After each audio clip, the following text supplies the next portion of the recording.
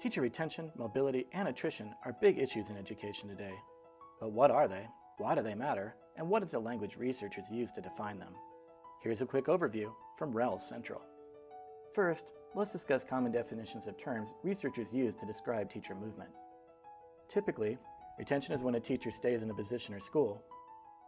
Mobility is when a teacher moves to a different school or district.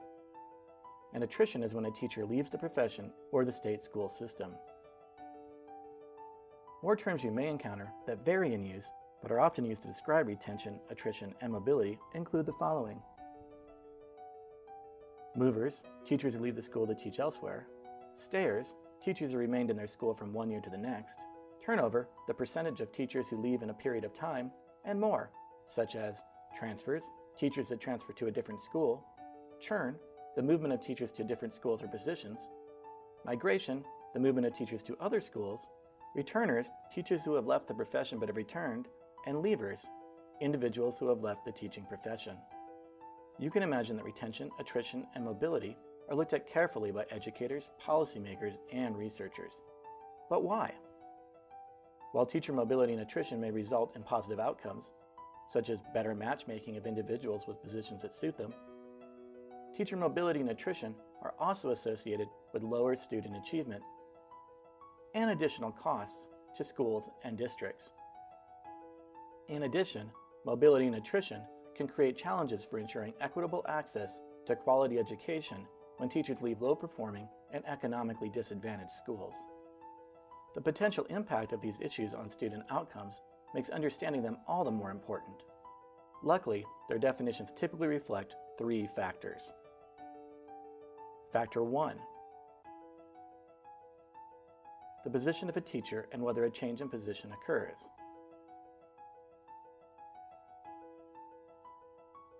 Factor 2.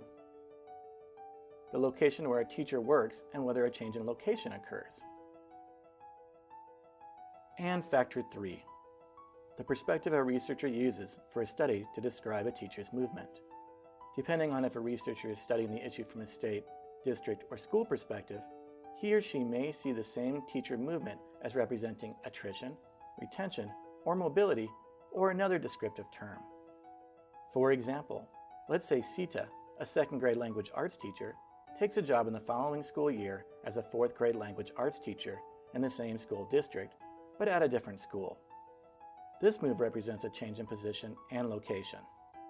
From the perspective of a researcher studying the district, this change represents retention because Sita is still in the district, but it also reflects mobility because she moves from one school and position to another.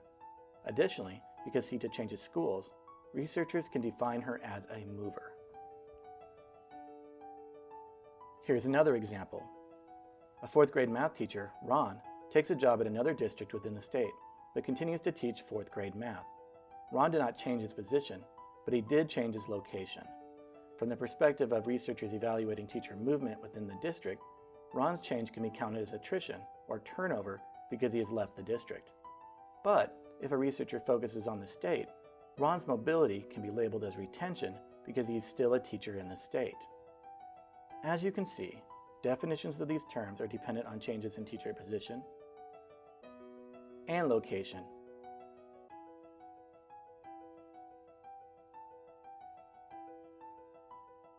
And reflect the researcher's perspective and focus in a study. So the next time you see or use these terms, keep in mind that definitions vary and that it is important to understand the types of teacher movement being described. We hope this has helped you learn a little more about teacher movement.